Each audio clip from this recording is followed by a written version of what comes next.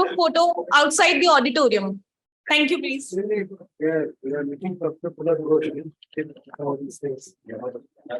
Practicing basketball in one of these slides. We try, we obviously, there is no code of conduct or directive guidelines for the COC, but often when we are dealing with the cases, we see many times only low level functionaries are there represented in the COC, so decision is not taken, lot of time is taken, or some other so-called violations are there. So there we have started marking our orders to the higher ups in the headquarters of the creditors, so that they can take whatever appropriate action they might want to take. So I'll stop it there and request Mr. Khetan to take it forward. Thank you, Mr. Prasad. Now I am touching some very sensitive questions which we IP, being a IP, which we are facing nowadays. See, interim finance is the very burning issue during the CIRP, which I think every insolvency professional face. So I would like to request Mr. Biswas, being the banker, what is the market sentiment towards raising interim finance for the CD under CIRP, and how the COC can handle this issue?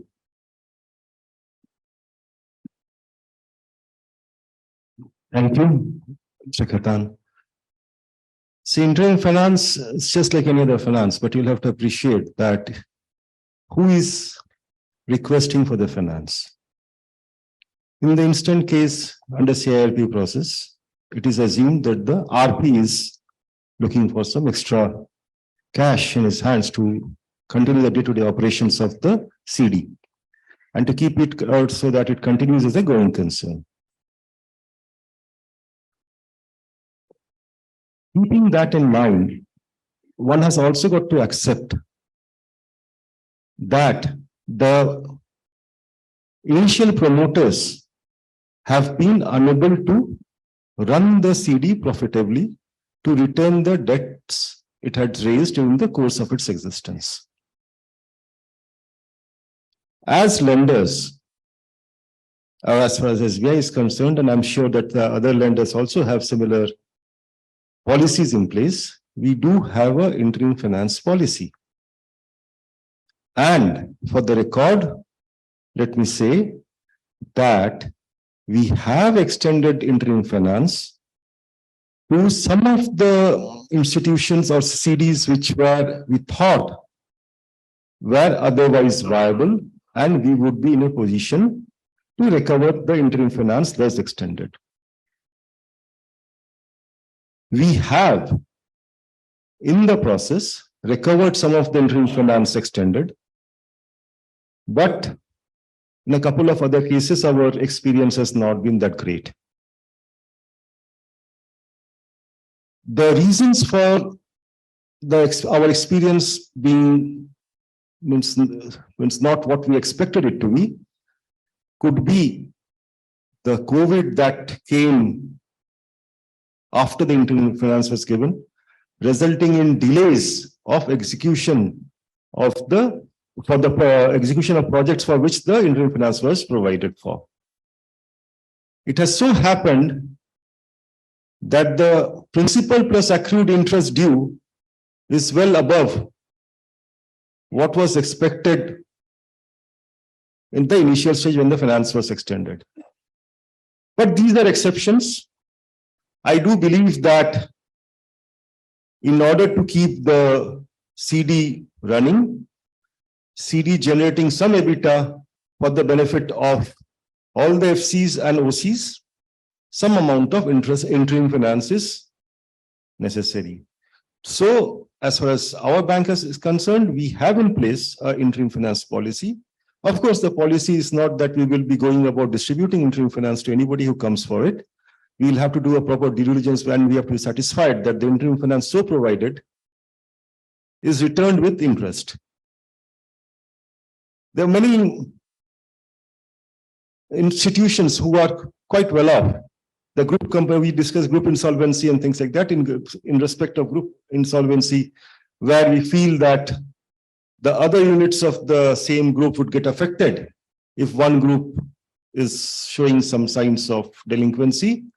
The promoters place on record saying we don't put good money after bad money. But the same promoters, with the help of RPs or otherwise, expect the lenders or the FCs to take further exposure on the units who have not been able to return the amounts borrowed as per the contract that they entered into with the lenders. Given such a situation, while we do have certain legislations in place by which interim finance assumes priority of the means of collection, but it all depends upon the SRAs also as to what amount they are going to give in advance for the CRP cost. If the CRP cost doesn't, if the amount that is to be paid in cash by the SRA doesn't include the entire, or is less short by the amount that is due as priority debt, it would be difficult for any lender to justify having extended that priority debt. So I would request that whenever RP feels that any CD can be continued as a going concern with the infusion of some priority debt, to do some analysis based upon which the interim finance thus extended is repaid on priority basis. That's all. That's what I have. In case any of the other panel members feel differently, I'm willing to take the questions. Thanks a lot. I would like to ask the same question to Mr. Mehta. What is your input about this? No, I'll just support what Mr.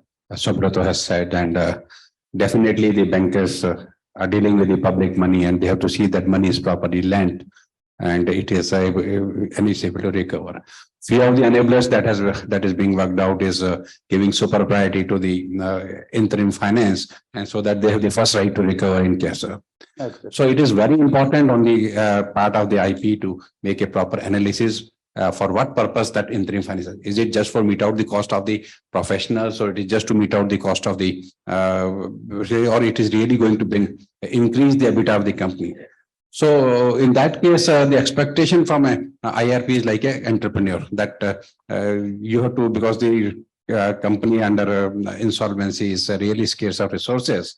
So how do we optimally utilize our resources to increase the value for all these stakeholders? And if the money is sought for that, I think the COC and the most of the lenders, since they are most interested party, because if it is kept as a going concern, its business is expanded, its profitability and viability is improved, which has happened in some of the cases, because the first 12 cases, whatsoever EBITDA the companies were showing before going to CRP, they started showing better rate. So in these cases, bankers get encouraged in giving interim finance, and we are open to it. But very right said by Mr. Biswas that is recoverability and the purpose of it need to be analyzed, and that is very important from the lender's perspective. That's great. Generally, it's the conceptions in IP community that interim finance is only for to recover the expenses of the IP, but that should not be there. As per your version, the interim finance shall be used to increase the EBITDA of the running company. That's great. Thank you. Now, there is some questions on valuations. During CRP, it has been seen that different valuers give the different valuations and there is no harmonization. So to conclude this, we have one expert person, Dr. Gupta. Dr. Gupta, I would like to ask this question to you. What is the importance of valuation standard and how they help in arriving at credible valuation? Thank you. Valuation is the pivot around which all economic and financial decisions are taken. Valuation is applicable in not only various laws and regulations that we have here in India as well as across the world, but even it It's very highly applicable in our daily lives. But many a time, many of us believe that price is what valuation is. But that's not true. Price is what you pay. Valuation is, or value is what you get. If there is no synchronization, no commensurate price and value equation, you're going to land into a problem. We are living in a VUCA world where it is very common because of the impact of market forces for some of the plans of some of the businesses to fail. And that's very natural, expected. What happens in such situation is that we need a law by which we are able to pull the resources which get stuck in inefficient uses and put them back into productive channels. And that's what IBC precisely does.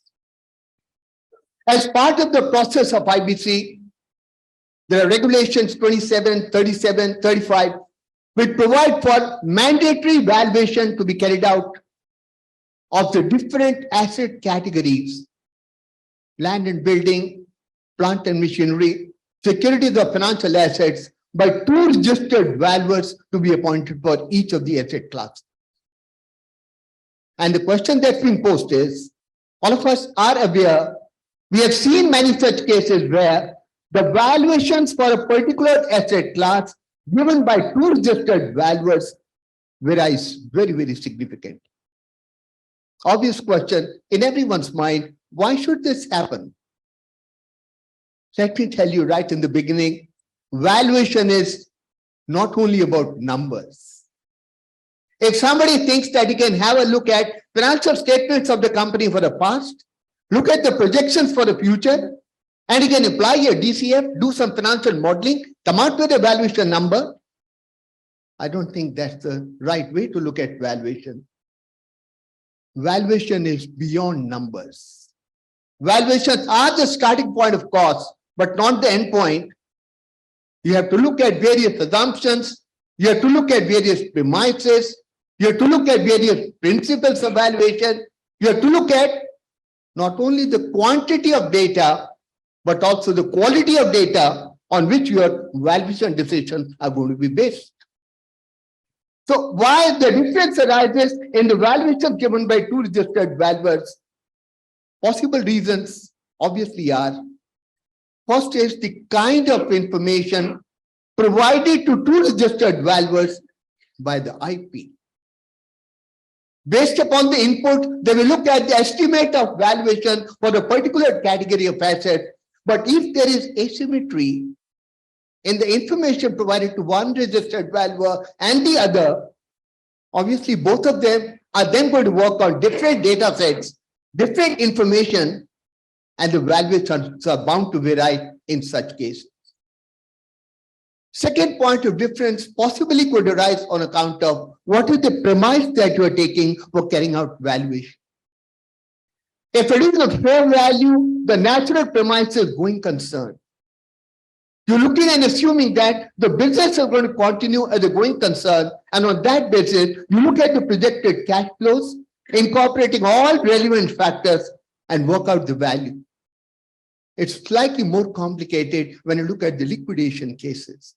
Because liquidation per se, as per our regulations, is not only pure and simple sale of the assets of the company, realizing the cash, distributing the cash as a waterfall mechanism provided under 53.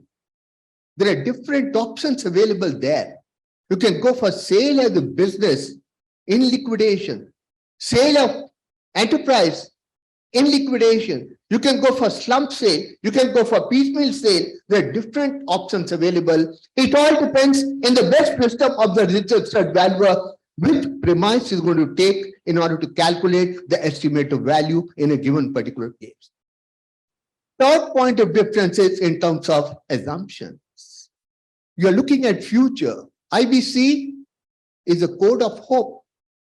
From hopeless end, it is providing a journey to endless hope. That's where we are looking at IBC. being very vitally placed, pivotally placed in the entire ecosystem of the country. When you're looking at the future and you're looking at estimate about how the company is going to work as a going concern going forward in future, it is obviously going to be based upon various assumptions. In valuation terminology, we make a clear distinction between primary assumptions and secondary assumptions or advanced assumptions. Primary assumptions are based upon what is the state of things that I have today, based upon which I try to carry out my estimate of value. Advanced or secondary assumptions are which I foresee, events which I foresee to happen in near future. They may not happen, but nonetheless, I have to make assumptions based upon best possible state of information, state of facts available to me, and two different valuers can make different assumptions, and that will vary their ultimate estimate of the valuation. For example, when you look at valuation of corporate debtors or valuation of loans and advances, one valuer can probably take a blanket overall average realization percentage. You have 200 crores of corporate debtor, realization value is going to be only about 20% in the best wisdom of one registered value. The other registered valuer probably could do a slightly different job, create buckets, look at age-wise analysis, assign probabilities, and then look at the estimate realization value of each bucket and thus come out with a different number.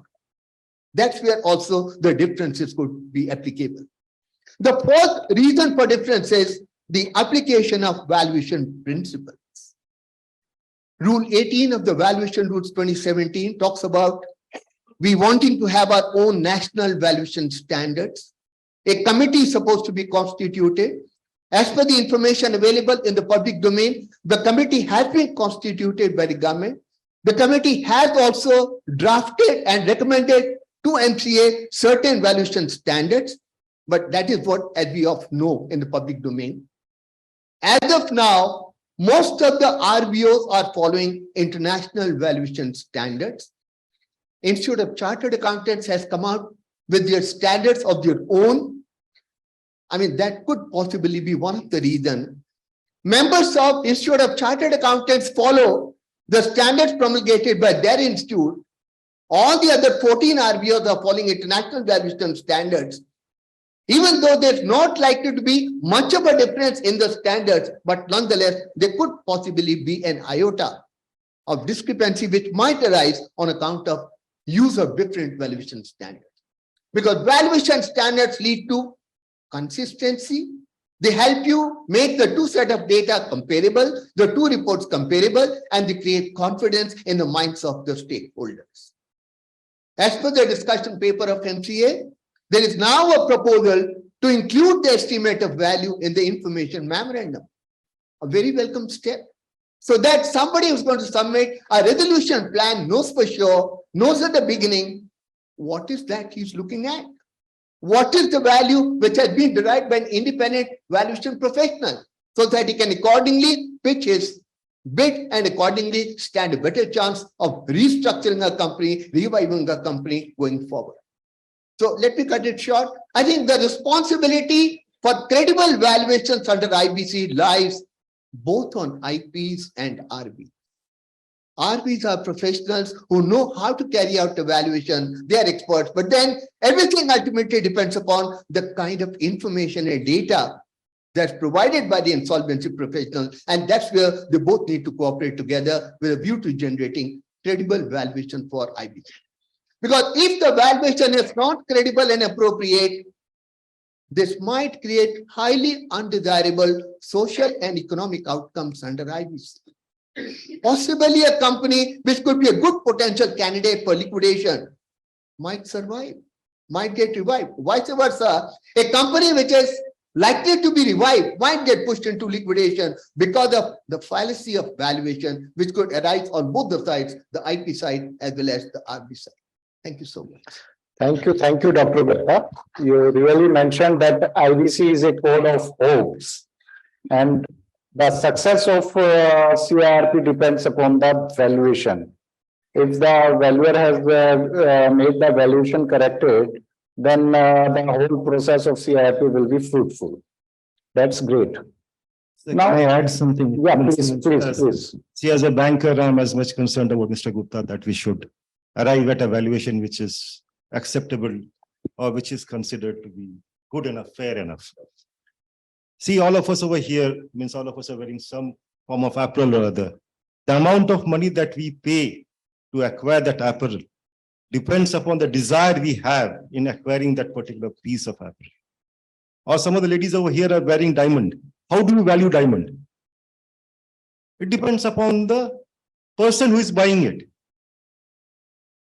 So a valuation is something which is a mean value at which an average person in the marketplace, uncontested, would pay for that particular item. I will further the cause by giving an example. We had an asset which we were trying to sell through auction. Repeated auctions failed. Why? Because people thought that the amount with the base price for the auction was way too high. So it continued for some time, and then we thought that we will take this CD under liquidation. When we went under liquidation, also a couple of auctions failed. Then we decided, or we told the RP that this is it.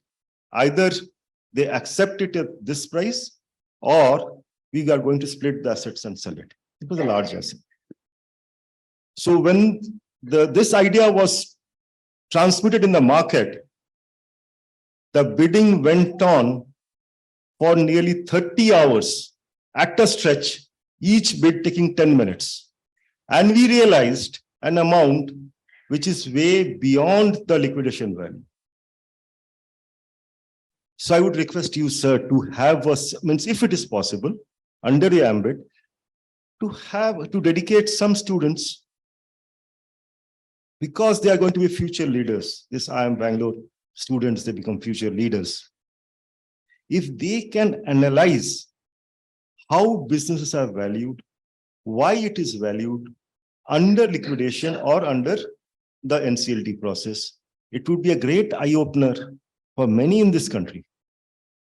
If you require any help, I'm sure IBBI, NESL, State Bank and other banks, IBA, will be able to provide you with the requisite information. Thank you, sir. Just to add a small comment here. Value lies in the eyes of the beholder. So as he said, the person to person, the value is going to differ. And he touched upon the well-known concept. Shukla sir had been teaching us about that diamond water paradox. I mean, something which has high value, but has very minimal price commensurate with that, and something which has low value, but very, very high price associated with that. End of the day, the valuer community also has to understand. Many of the RBs probably might be available and fitting in this audience. Valuations are temporary. Values are forever. Exactly. Stick to your values, stick to your code of conduct provided for under Valuation Rules 2017. Valuations are temporary. Values are forever. That's a great word. That's a great word, Dr. Gupta. Yeah, please. I just wanted to throw in a query actually, because I am not too clear as to why the Indian IBC system has a system of two registered valuers, and since international experts and Honorable Justice Ramesh is also here, Professor Aurelio is also here, so one would want to understand, unless the panel members want to clarify as to what is the best practice in the international scenario, different jurisdictions, whether we are having two valuers and what kind of real value it is adding to the process. Because at times NCLT is also ordering for a third valuer also, depending on if the first two valuations are largely different.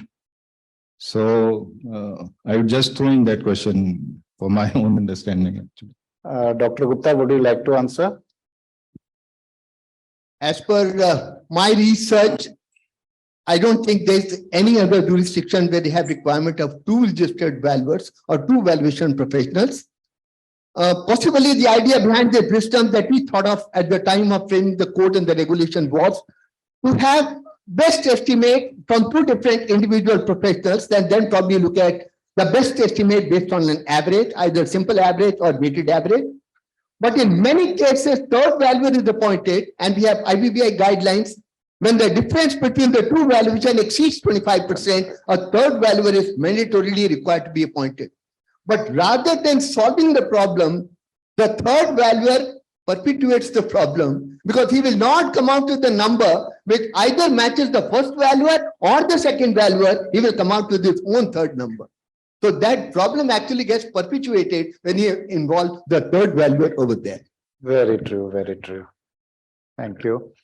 Now the critical question is that IP is the advisor to the COC, or IP is the brain who guide the COC, and COC is the administrator of the CIRP process. And there should be some harmonization between insolvency professional and the COC. But in many cases, we have seen that there are conflicting views are coming, and there is issues are raising again and again. So I want to ask the question, what are the challenges and how the harmonization or synchronization can be created? I would like to ask Mr. Mehta. Difference of opinion is a democratic process. It do exist in parliament, it do exist in cabinet, it do exist in every corporate house, and it's a very healthy thing. So there can be a difference of opinion. Sometimes the RP may be looking from a different angle and the COC may be looking from a different angle. What is most important is what is in the best interest of the corporate debtor, so that the maximum value maximization principles can be prevailed upon. And in that interest, the dispute. So there is a mechanism like in COC when it's a large number of financial creditors are there, and they can deliberate on this, and a consensus can be created that how these can be resolved. And the RP have adequate scope of presentation of their data and facts, and I think COC in their best judgment will support it because they want to maximize the value, and it is in their own interest the value is maximized, they get the hard share of it. Yes, differences cannot be eliminated, but it can be resolved, and the forum is there, and in most of the cases it is working very effectively. Sometimes some people take a very hard stand, and that is a standard deviation everywhere is there. So one exception or few exceptions, we cannot be treated as a rule, but then by and large, the system is getting aligned, and with the course of practicing the insolvency processes, I think both have developing a better understanding. Resolution professionals also understand the need that they are working for the maximization of the value, and the committee of creditors also have come to know that if they do not support the resolution profession, they will not be able to maximize value, which will go against their own interests. So I think the system is evolving. That's great. Yeah. Sir, you are absolutely bang on. But you have to understand the anxiety of the financial creditors as well. So each financial creditor would like to collect the money today itself. Yes. But then that doesn't happen in real life, which results in certain amount of maybe distrust, or some amount of friction between the RP and the COC members. I'll give an example. Liquidator had sold some of the assets, and they were lying in a bank account, in a current account, which is not earning any interest for the benefit of anybody. So the COC frequently asked the liquidator, sir, why don't you distribute? So, well, he did finally distribute after a lapse of 18 months. So you would appreciate that a banker who would like to collect as soon as possible, because his performance is linked to the amount that he collects at the end of every month, at the end of every quarter. So if that is being challenged, so there would be certain amount of not friction, words spoken at a higher pitch than what is accepted by the society. So well, that's how it goes about. So unless there is a law which states that whatever is collected by the end of June, maybe it should be distributed by end of September, leaving aside some operational expenses, these things are bound to happen, and it is not for the, means for the best of anybody. I think there is no regulation or IBC does not prohibit liquidator to distribute the claims as soon as he receives. Rather, it is in the best interest of the liquidator also. Whenever he received the sale proceed, immediately he should distribute in fragment manners as and when he is receiving the sale proceed. What the current account is not generating any interest. So it's not in the interest of the liquidator as well, not in the interest of the stakeholders. So as and when he received, he should distribute the proceeds. This is my view. Basically, it would be for the COC to create right incentives for by remunerating the liquidator. So it, like the table fee which IBBI has prescribed, if he distributes early, he gets more percentage. So those kinds of incentives are created, probably this will happen, because it's very difficult to specify like mandate that you should do it in 1 month or 2 months. Probably business requires something, probably requires money for certain other purposes. No, after deducting his expenses or what the future expenses that is going to be. So the balance amount liquidator can distribute easily. Sir, while you cannot read into the mind of the liquidator, while you cannot read into the mind of the liquidator at all, or for why liquidator for any person at all. But in some cases, what we have observed that I have got so much cash in my account, it prevails much more than what common sense would suggest, that distribute, reduce your responsibilities. If that could be inculcated in the minds of some, not all, I'm not saying of all, of some of the individuals, perhaps the system would be have much less bottlenecks. Exactly. Actually, what we were suggesting was one of the proposals which were discussed with the IBBI and with the banking community.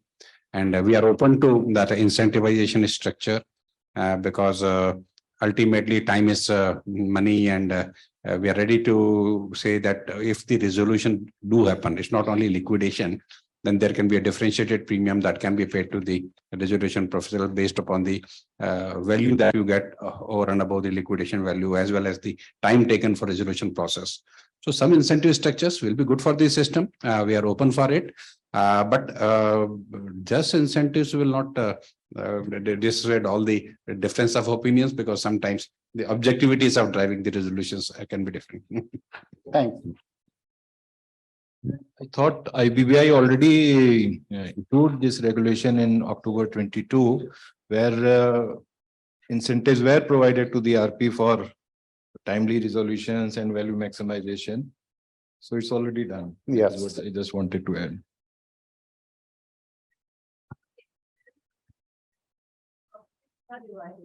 To distribute the amount early, you will get the higher percentage as a fee. So incentive has been provided in the regulation already to the liquidator. Distribute as soon as you distribute the amount, you will get the higher percentage. But there's also the amendment that now in upcoming days they have to distribute. Yes, yes. Different. Problem is when RP running this RP process, there is a disconnect. I want to appoint a transaction auditor. How, what remuneration? I need a counsel. I need a senior to argue the matter. There are issues where there are conflicts, time taken and excessive time taken. There is conflict between COC and RP to conduct the CIRP process. Similarly, over a very excellent statement which the bankers have given with regard to running a company and in value finance. RP is supposed to have money to run the CIRP process. And the value cascading in so many companies will happen at resolution stage. In real estate, unsold inventory. In manufacturing company, I get an RP have to close the operation because they have cash losses. Yes. My request is, though the regulator has certain suggestions, the travelers have allowed applications where we find applications that you tell COC to fund the CIRP process cost. And I would request the bankers and IBA, we have requested earlier, there are people who are ready to give money, so please allow co-lending platform. There are 28 co-lending platforms, there are a lot of people who know that real estate and other places, the value capturing will be at the end. So, Okay. try to look at it, that. Sir, as I mentioned, we have looked at and we have experienced, there have been differences. It's very easy to say the value will come at the end of it. But in the instant case that I mentioned, we allowed interim finance, a very significant amount of interim finance. And now the NPV of that amount that we had allowed is way above than the asset value that we ever thought of. But it was a one-off case because of COVID. I know, sir. We know, sir.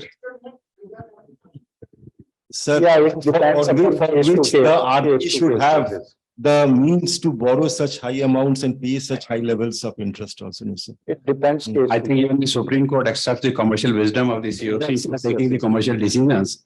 Co-lending platform is basically when the borrowers or a corporate debtor is not able to get the access to the finance. Here the decision is to be taken by the COC in their own interest, and most of the COC have adequate fund to fund it. So I Exactly. don't think the platform is the need. Need is the providing interim finance and for a IRP to justify the requirement. Exactly. Now, my question is,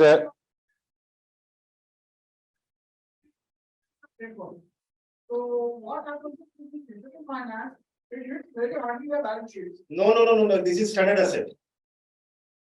This is standard asset. Yes. can we discuss during the tea break? Because a lot of questions we had to discuss. Now yes. But sir, we are running out of time. Now my next question is, which the Mr. Mehta has just the commercial vision of the COC. Now I would like to get some information how the COC approved the resolution plan as part of its commercial wisdom. What parameter they think that this resolution plan is fine and it is within the commercial wisdom parameter of the COC. You have raised a very generic question, and I think bankers take years to learn how to fund and appraise a project and found its commercial viability. So I may not be able to explain in a question answer method, but I can assure you that bankers who appraise the project, who they work on the cash flows, they know what the value addition, suppose this interim finance is raised or funding is required, what value it will bring in, and whether it will increase the value of that asset or whether it will be just a adding cost for an asset which is going to the liquidation. So that commercial judgments, it all depends upon the cash flows expected from that expenditure, the expected value accretion from that expenditure, and sometimes even if it's not a value accretion, sustaining that like insurance of is a sustaining that particular. So there are a lot of parameters which cannot be summarized in such a form, because ultimately it requires a lot of due diligences as well as the analysis of the expected expenditure under that process. But very rightly said that for how do we align these activities? So as an IBA label, we have deliberated among all the lenders. We have suggested a code of conduct also that is self-imposing, because ultimately this code of conduct for any stakeholder is important, may it be resolution professional, may it be COC, it is the need, because ultimately if there's a code of conduct, there are the easier and faster decisions. And as regards to bringing it into regulation, then I have a different view, because I think that a lot of cases, even the jurisprudence has proved that the wisdom of the COC was correct. For example, that Binani case where it was being contested that once the final bid is there, you cannot bid because the bid is closed. So the process of bidding it is not ethical and it's not. But the court held that so long as it is value maximization, it was accepted. And this has happened in the Bhushan Power and Steel. Also, this happened in Binani. So my limited point is, if you start restricting the wisdom of an entrepreneur, do's, don'ts, and so that, no entrepreneur will be grown in the size which has grown. Exactly. COC, when they start working with an RP, they step into the shoe of the management of the company. Because now company board is taken over by the RP. COC supports them in taking decisions. So they have to think beyond the rules. They have to think how we can maximize the value, and restricting it too much may not be in the largest system, the ecosystem. Even otherwise also the entire system is now feeling that a stage has come where the initial cases were there, the recoveries were good. Now the number of cases which are going for liquidation in IBC process is something as high as 80%. Whether there is a sense of going to the IBC process, or we should go adopt the alternative mechanism systems for resolution of the stats. So that would defeat the basic purpose of creating the IBC and encouraging the bankers to go to the IBC processes. I think the one of the resolution that is being worked out is Khetan-led resolutions for the stress asset that is being thought of, and similar initiatives have a pre-pack in the form of pre-pack is already available for MSME. So debate wise it's okay, theory wise it's okay, but commercial decisions and entrepreneurship requires a greater reliance on the individual prudence and the stigmas of the persons taking those decisions. Very, very true, Mr. Mehta. But we have seen in some resolutions that resolution plan has been approved beyond the liquidation value, below the liquidation value. In many cases, it has been observed that COC has approved the resolution plan. It was below the liquidation value of the CD. So I would like Mr. Biswas to throw some light on this commercial wisdom of COC. See, everything boils down to experience, valuation, and the matrix that the lenders use. The matrix has been well vetted. It has the approval of IBA also, because where all the lenders have a say. So the basis of the evaluation matrix, there might be a couple of occasions this side, that side, where the approval has been given to a particular CD where the liquidation value is X, and we have thought that it's prudent to collect X minus something today rather than collect X after 2 or 3 years from now. Means I'll give you one example. See, it is very difficult to assess, as Mr. Gupta was mentioning a few minutes back, to arrive at the real value of any asset. The example is very simple. We have been trying to sell a particular asset for a while now. We thought that an amount X is the right value. We put it up for auction. And it had failed several times. But when we became serious, now that this is not the earlier case which I was referring to, in another case, we got 2X of that amount. So when we asked the valuer, how is it that we are receiving more than twice the amount that the value was arrived at?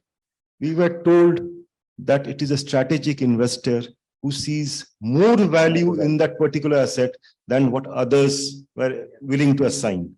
So it is a very difficult, it's just not simple arithmetic. Although it's a subject of science, it's not simple arithmetic. No, it's not rocket science, but then it all comes down to what a person feels at that point in time. That's true. Maybe supplementing what Mr. Subrata says, I think you all will agree. As a banker and having worked in the field so long, I can share with you, when you go for valuation of a agricultural land and all that, every valuer will provide some value for it because DLC rates are there, it's being traded. But in how many cases we are really able to auction, you don't get a buyer in the village. So marketability, yes. Besides valuation, marketability of that particular asset class is very important. And I totally say that in 99% cases, the bankers would like to go for a resolution plan which is above liquidation value. And in 1 or 2% cases where there is an exception, these considerations are in their mind. That's true. That's true. Now that I just wanted to add that evaluation, what the RVs are giving is just the estimated or expected value. Finally, the market, what market is offering would be the real test. So valuation always is an estimated value. Theoretical process. That's true. Now, my last question of this session, it's a very burning issue. Does the acquisition of debts by NARCL or debt banks during the CRP will help to better realization of the lenders? Okay. I'll take this call because I was involved in the formation of NARCL from the day one. So, what greater value the NARCL offers during the NARCL, the value it offers is debt aggregation.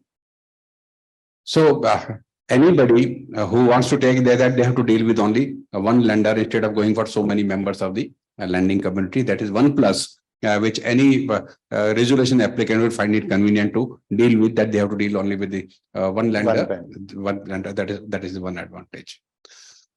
Another thing, if NARCL acquires the asset, the security related issues are guaranteed by the government of India. So that becomes a benchmark for realization that, okay, to that extent, the cash is available for this particular asset. So lenders get that comfort that valuation of that asset is to the extent of the value offered by the NARCL, because even the security receipts are offered by the government of India, and the entire the value of this is aggregated, that aggregated. So these are the unique plus advantages for NARCL to acquire the asset. So and that will bring some more value for the resolution applicant to bid for it. They have to get the entire data from only one entity. They have to deal only with one entity for during the transit period, and then they know that this much is the inherent value because government has guaranteed about it. This is one plus about it, but that is not the only thing. There can be other factors also, and provided it is acquired at an early stage. Yes. Sometimes time value of money is very important. So if during the resolution process, if NARCL comes forward as a resolution applicant, at least it creates a benchmark for the other resolution applicant to bid for it, and value maximization can happen. That's very true. Now, I think, yeah, please. Perspective of the Stakeholders. So, in my view, we have listed out two key stakeholders. One is a successful resolution agreement, who is on whose participation the whole success depends, IBC depends, and which also gets merged with the objective of IBC to promote entity. So there is no representation on their side. They bear the CIRP cost and as discussed yesterday, the COC is having no interest after approval of the resolution plan that we fight. So there should be some mechanism when they get involvement once the COC approves the resolution plan and they publish the performance in the running and association of the corporate sector to maintain the going concern status as well as required and rework out their business plan for smooth implementation of that resolution plan. Number one. Number two, another key stakeholder is by stakeholder. I'm not talking of the fraudulent persons or other things. Those who have given business call, they have taken, they have given their blood, they have sweated over the years. It will be a case of financial value or a business value. And they are being treated as it calculated. In the sense, so something, and the structure of the COC says the resolution applicant should address the cause of report and the time. And on the contrary, financial creditors are supposed to know everything as per citizens, and they are given the power to decide. And the person who can really help is thrown out of the process. So they are the two key stakeholders. Their views and there some mechanism be provided so that there would be less litigation on the basis of existing or abstract promoters, and there would be a smooth resolution, and that would also result into more resolutions than liquidation which is happening, though it is not written in the preamble to the. So your point is well taken, and we had tried getting few successful IAs into this panel, but unfortunately last moment they couldn't come here. So we'll be having another round of panel discussions and things like that where SRAs can also be called in, and there was this intention was already there, but we couldn't finalize it finally. And after this decision, they are left in complete lurch. Nobody wants to come. If we cannot, it's all. That's the practical thing. Yes. Anybody wants to? And another thing which I would to supplement what Mr. Prasad has said is, like for those who are not willful defaulters or those who say initially, so maybe the pre-pack type resolution mechanism to work a bankers led like creditors led resolution approach. So IBBI has already created a committee to work out the modalities, and I think that may facilitate that particular segment. So I think we have received enormous informations from this panelist who is the oceans of the knowledge and experience. So I would like to thank the panelists for sharing their experience with us. Thanks a lot. We would like to extend a warm welcome to Justice Kannan and Professor Y. Vaughan, who has joined us in audience, and very thanks to esteemed panelists for engaging with the audience and addressing the questions. It is always nice to see bankers talk about bankruptcy proceedings. After all, IBC signifies creditor in control. So now I would like Professor Jayadev to come and present memento to Shri Jayanti Prasad, whole-time member IBBI.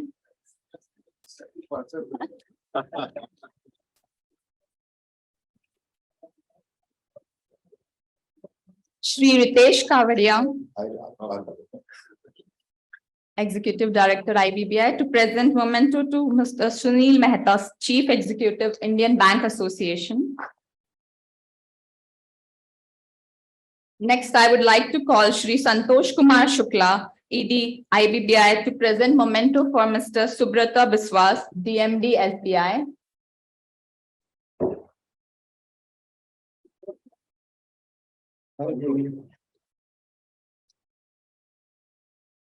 We request Shri Sandeep Garg, Executive Director IBBI, to present memento to Mr. Pankaj Khetan. Sorry. Mr. Pankaj Khetan. Thank you. Nice panelist. Thank you. And Shri Amit Pradhan, Executive Director IBBI, to present memento to Dr. S.K. Gupta.